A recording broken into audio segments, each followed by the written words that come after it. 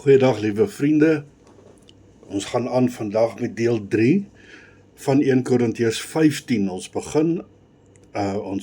begin weer daar by vers 42. Ons gaan nou onthou dat hierdie hele hoofstuk handel oor die opwekking van die mens, die verandering van die sterflike na die onsterflike. Goed, vers 42 sê hy, so is ook die opstanding van die dode.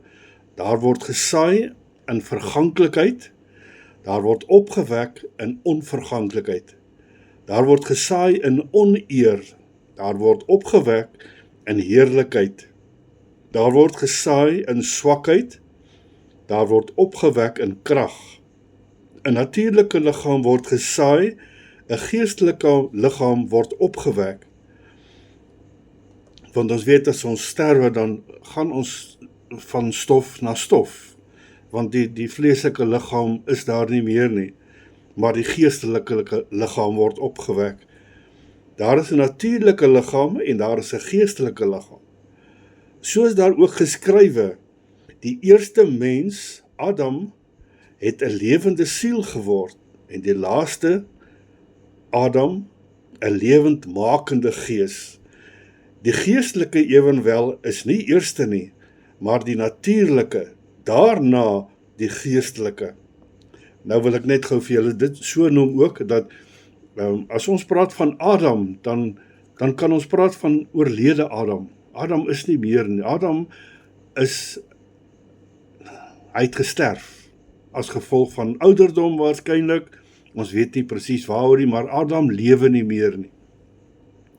Want nou kan ons praat van toe Adam nog was.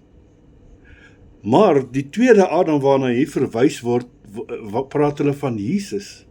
Nou ons kan nie van Jesus sê as die gestorwe nie, want Jesus het opgestaan, Jesus lewe. Ons kan nie sê van toe Jesus nog was nie. Ons praat van nou dat Jesus nog is. Jesus lewe, hy het opgestaan, en dit is waaroor die kern van hierdie hoofstuk gaan, oor die opwekking uit die dode. Goed, ons gaan aan. Vers 47 sê, die eerste mens was uit die aarde, aards. Die tweede mens is die Here uit die hemel. Soos die aardse mens was, so is ook die aardse mense. En soos die hemelse mens is, so is ook die hemelse mense. En soos ons die beeld van die aardse gedra het, so sal ons ook die beeld van die hemelse dra, want ons gaan die geestelike verheerlikte liggaam hê. Maar dit verklaar ek, broeders, dat vlees en bloed die koninkryk van God nie kan beerwe nie. Want, hoekom? Want ons is in vlees en bloed op die aarde, ontvang en gebore in sonde, nee? En daardie gedeelte van ons liggaam kan die koninkryk van God nie beerwe nie. Daarom moet ons verander word, deur God 'n nuwe liggaam kry, 'n hemelse liggaam, sodat ons die koninkryk, die hemele van God kan binnegaan. Verganklikheid, nie die onverganklikheid nie. Kyk, ek deel vir julle 'n verborgenheid mee.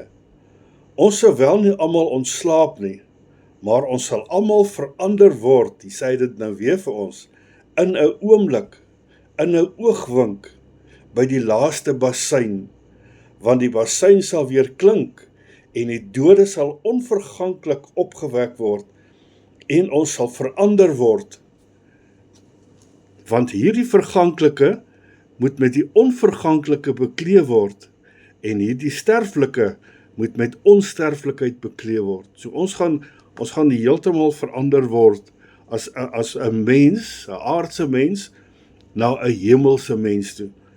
En wanneer hierdie verganklike met onverganklikheid bekleed is, en hierdie sterflike met onsterflikheid bekleed is, dan sal vervul word die woord wat geskrywe is, dood.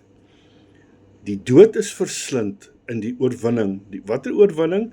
Dit is waar ons net nou gesien het toe van Jesus wat al die magte gaan breek, wat alles aan sy voete onderwerp, En die laaste een is dood, die dood wat vernietig sal word. Die dood is verslind in die oorwinning. Dood, waar is jou angel? Doderyk, waar is jou oorwinning? Want albei van hulle is onder die voete van Jesus gewerp, né? Die angel van die dood is die sonde, en die krag van die sonde is die wet. Dit gaan alles vernietig word. Daar gaan nie sonde wees nie, daar gaan nie dood wees nie, daar gaan nie doderyk wees nie. En van Jesus gaan ons God wees, maar God sy dank, want ons is die oorwinning deur ons Here Jesus Christus. Is dit nie 'n wonderlike, lieflike, goddelike uitspraak nie, maar God sy dank, wat ons die oorwinning gee, deur ons Here Jesus Christus. Is dit nie 'n lieflikheid om aan te vas te hou nie? Vriende, ek wil vir julle nou net dit sê, dat almal wat nou gevolg het deur die hele hoofstuk, hierdie hele 1 Korintiërs 15, vers 1 tot by vers 58, wat elke 3 dele bygewoon het, saam met ons deurgegaan het.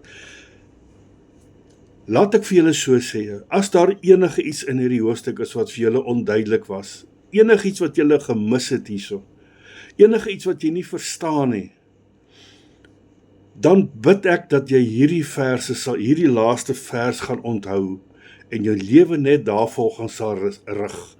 As die hele hoofstuk nie vir jou sin gemaak het nie, laat jy jou lewe lei volgens wat hier geskryf is.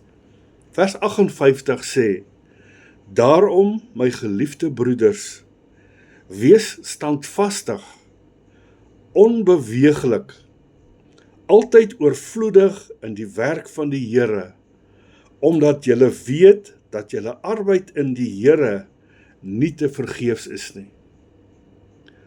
As vergeet van die hele hoofstuk, alles wat verduidelik word, dis inligting, maar as julle hierdie laaste vers sal onderhou, dan kom hierdie hele hoofstuk vir julle in werking, dan word alles vir julle in duidelikheid gestel.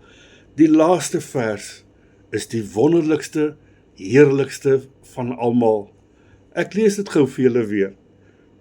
Daarom, my geliefde broeders, wees standvastig, onbeweeglik, altyd oorvloedig in die werk van die Here, omdat julle weet dat julle arbeid in die Here nie te vergeefs is nie. Amen. Is dit nie die heiligheid van self nie? Maar gaan lees dit self weer deur, gaan bestudeer dit, gaan oordink dit, bid dit deur, want daar is tog kosbaarhede daarin. Daar is tog dinge wat 'n mens moet weet. Daar is verborgenhede wat aan ons openbaar word hierin. En dan kom julle by die laaste vers, wat vir julle soveel meer, soveel heiliger dinge oopbreek in die Here Jesus. Ek bid julle 'n wonderlike dag toe. Ek bid vir julle die genade van die Here, die insig van sy woord, die duidelikmaking. Mag sy gees met julle wees en julle lei, julle beskerm en elke dag en elke oomblik dra. Bly by Jesus se voete, want dit is waar ons redding lê. Dis waar ons skuiling lê. Dit is waar ons verlossing lê. Prys die heilige naam van die Seun van die almagtige God, Jesus Christus. Amen.